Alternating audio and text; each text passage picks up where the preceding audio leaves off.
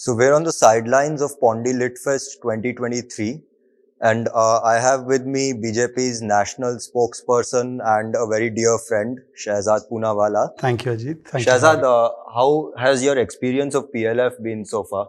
It's as good as I imagined it to be. This is obviously my first, but first of many times that I'll be coming here. Thank you for inviting me.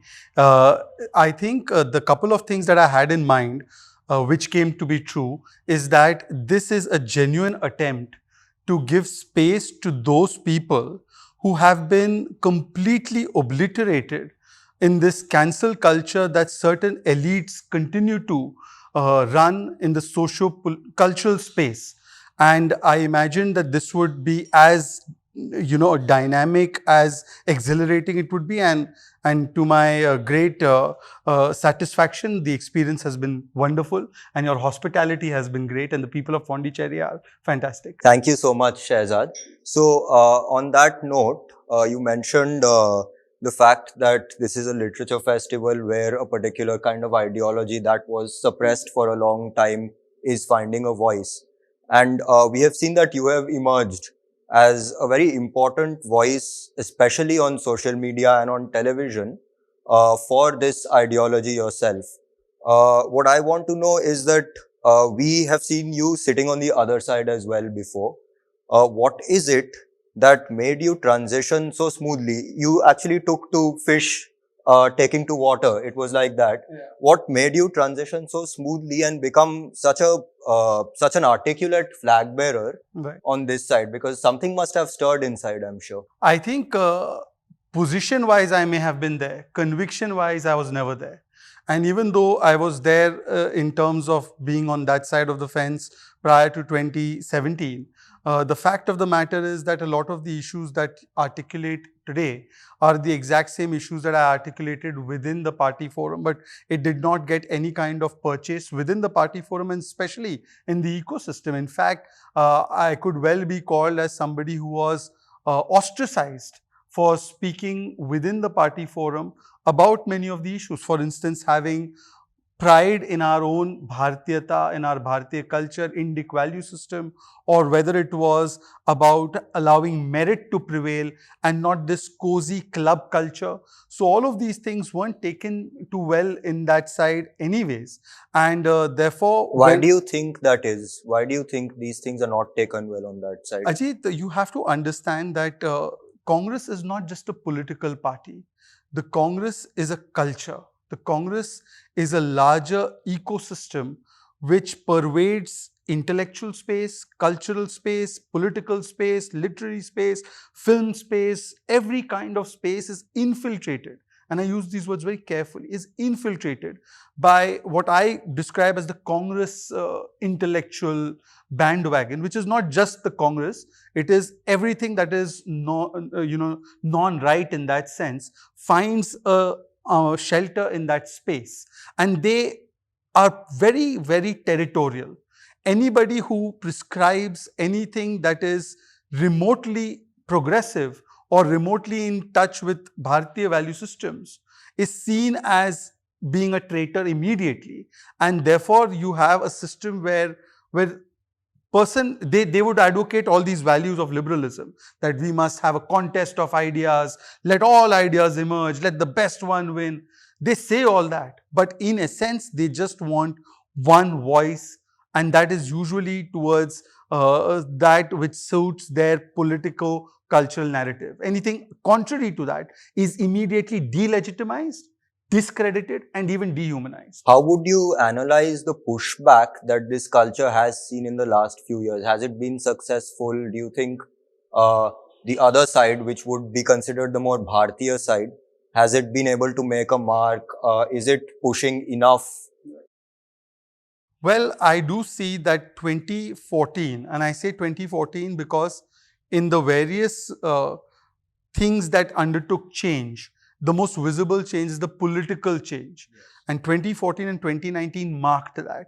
And when that 2014 and 2019 political change came about, it gave a confidence to a large number of people on this side to articulate and to be more, I would say, more expressive and less intimidated by the almost fascist approach that these people take. And therefore, you see more voices emerge. You've seen people from the intellectual space, people from the literary space come out, put out their work.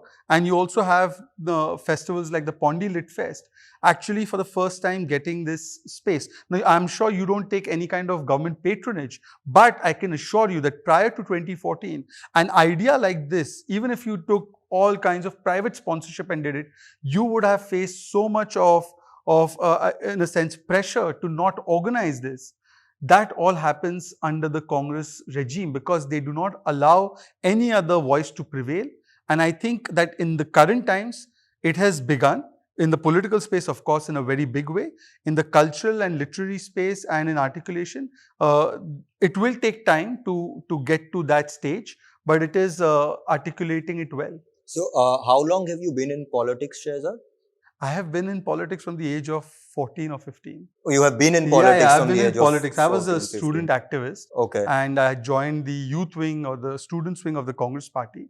I was about 14 or 15 at that time. So that's about 20 years of politics. Okay, so with your political experience of 2 decades and having now become a national spokesperson of a party, how would you analyze the current political situation in the country? Like, we are 1 year away from a general election. How do you see 2024 shape up? And of course, whatever the result might be, how do you think the narrative around it will be? What are some of the issues that will emerge?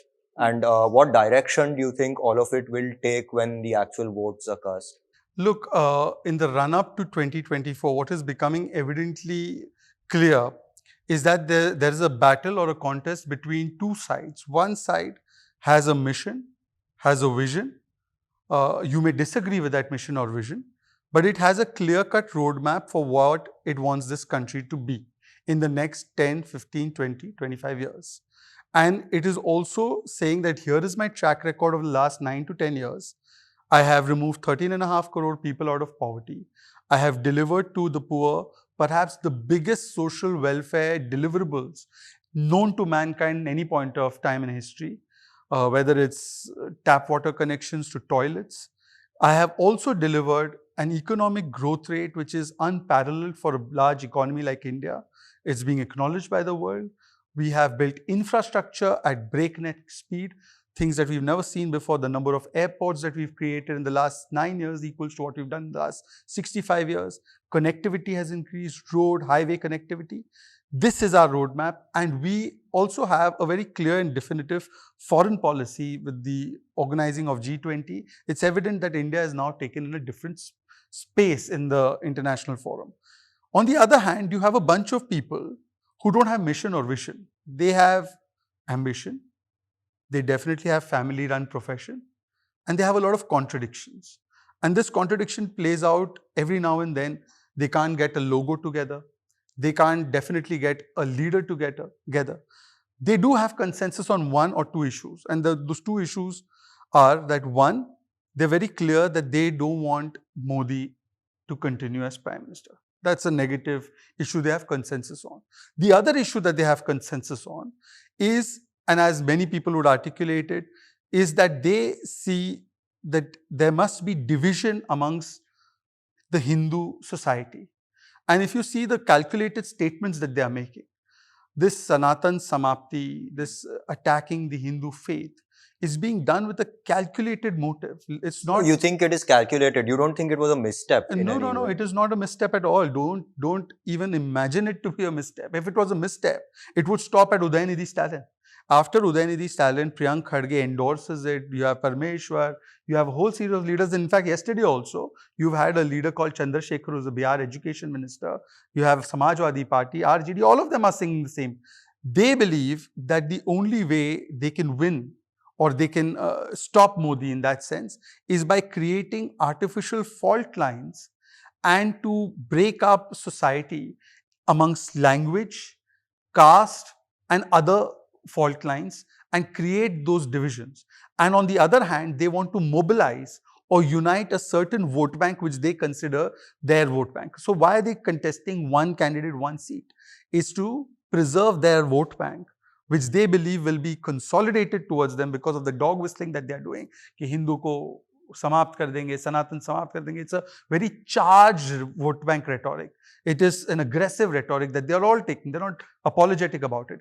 And on the other hand, if you see the kind of cards that they are playing, is all to divide uh, the other side on caste and other fault lines. So divide them and unite these. That's the strategy they're trying to use, but that has no vision or roadmap for the country. No, that may be, but then do you think this is a strategy that will work in an India of 2023, for instance? So this strategy is the strategy of the 90s. And what we have seen is that 2014 onwards, the politics of this country has changed. First, there were governments that were run as coalition governments. People were okay with that. People used to say, "Aisa hi hota hai." This generation, our generation, and the generation after us, is not content with "Aisa hi hota hai." They are going for "Aisa bhi hona chahiye." And they see that only in a leader who's decisive, who's courageous, and who has a vision for this country. So they are trying to apply the 1990 roadmap, political roadmap of governments being formed, आया इधर से आया उधर से आया सब लोग जोड़ लो, that model onto an India of 2023. I don't think that the voter of 2024 is going to go for a kind of political calculus of 1990s, even though they have not experienced it. Many of the voters who will be first-time voters, they weren't even born in the 90s, right? They were born in 2004, 2005 onwards.